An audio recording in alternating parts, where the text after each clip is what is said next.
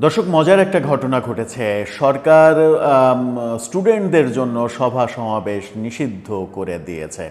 অর্থাৎ দেশের যে মবের কালচার তৈরি হয়েছে, কোনো কিছু ঘটলেই শিক্ষার্থীরা সেখানে ছুটে যাচ্ছে, এক ধরনের ক্যাওয়াজ করছে, বিশৃঙ্খল পরিবেশ সৃষ্টি করছে এবং বলা হচ্ছে যে গত প্রায় এক বছর ধরে শিক্ষার্থীরা লেখাপড়ার মধ্যে নেই বলে সাম্প্রতিক সময়ে যে সার্টিফিকেট পরীক্ষাগুলো হচ্ছে, সেই সার্টিফিকেট পরীক্ষায় রমরমা নকলের দৃশ্য আমরা দেখছি। গতকালকেও একটা খবর এসেছে যে মোবাইল দেখে একজন ছাত্র পরীক্ষার খাতায় লিখছে, সেই ভিডিও ভাইরাল হয়েছে। সরকার এতদিনে বোধহয় তাদের বোধোদয় হয়েছে এবং একটা দারুণ সিদ্ধান্তের পথে এগুলো, কিন্তু এই সিদ্ধান্ত কি সরকার বজায় রাখতে পারবে, সেই আলোচনাই করব এই ভিডিওতে। থাকবেন পলিটিক্স টিভির নিয়মিত আয়োজনে।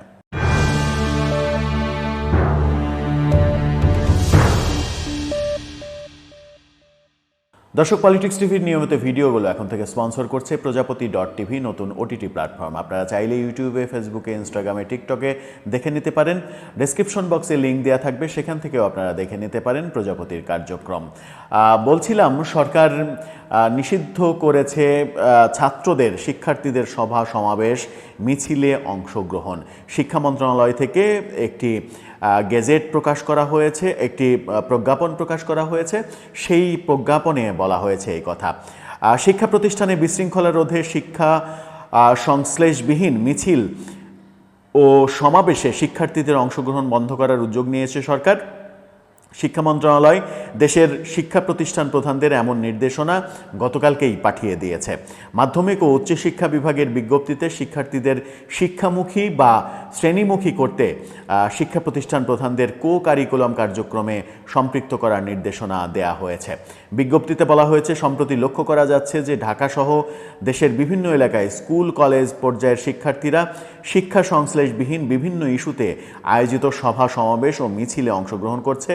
ফলে শিক্ষা কার্যক্রম ব্যাহত হওয়ায় কোমলমতি শিক্ষার্থীরা শারীরিক ও মানসিকভাবে ক্ষতিগ্রস্ত হচ্ছে। তাছাড়া এ ধরনের অনাহত কার্যক্রম শিক্ষার্থীর পাশাপাশি অভিভাবকদের মাঝে নানা উদ্বেগ উৎকণ্ঠার সৃষ্টি করছে।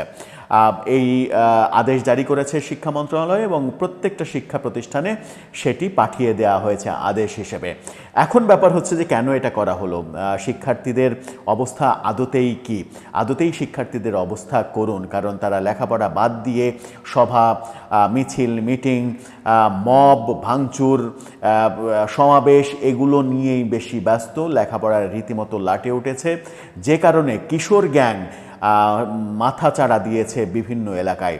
ঢাকা শহরে বিশেষ করে যে কিশোর গ্যাংয়ের উৎপত্তি, সেটা লেখাপড়াহীন এক ছাত্র সমাজের কর্ম বলেই অনেকে মনে করেন।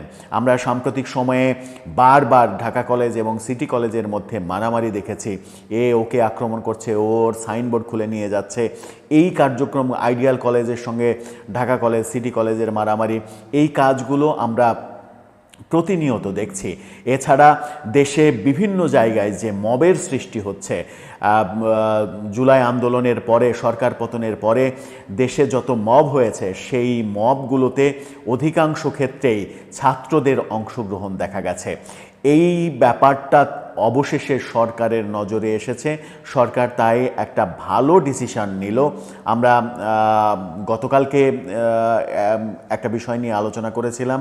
পুলিশের আইজিপি ঘোষণা দিয়েছেন যে অন্যায়ভাবে কাউকে গ্রেপ্তার করা হবে না, তদন্ত করে দোষী প্রমাণিত হওয়ার আগ পর্যন্ত মামলা থাকলেও কাউকে গ্রেপ্তার করা হবে না। তারপরেই অবশ্য আমরা গতকালকে অভিনেতা সিদ্দিক কাণ্ড দেখলাম। আইজিপির কথার সঙ্গে ব্যাপারগুলো মেলে না। আজকে আবার একটা ভালো খবর নিয়ে কথা বলছি যে সরকার শিক্ষার্থীদের সভা সমাবেশ মিছিল এগুলোর উপরে নিষেধাজ্ঞা দিয়েছে। এখন দেখার বিষয় যে এই নিষেধাজ্ঞাটা আদৌ কার্যকর হয় কিনা। যদি এটা অমান্য করে ছাত্রছাত্রীরা, তাহলে তাদের জন্য কি শাস্তির ব্যবস্থা করা হয়। আদতেই লেখাপড়াহীন একটা ছাত্র সমাজে আমরা প্রবেশ করে ফেলেছি, সেখান থেকে ফিরে আসাটা অনেক কঠিন। সরকার তার শুভ বুদ্ধি উদয় হয়েছে, অসাধারণ একটা সিদ্ধান্ত নিয়েছে। অবশেষে এই সিদ্ধান্ত বাস্তবায়িত হোক, এই সিদ্ধান্ত ফলপ্রসূ হোক, এটা আমরা মনে প্রাণে চাই। দর্শক, আপনার কি মনে হয়?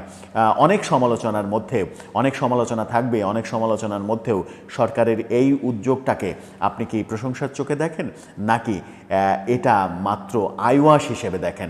আপনার মতামত জানিয়ে লিখতে পারেন আমাদের কমেন্ট বক্সে।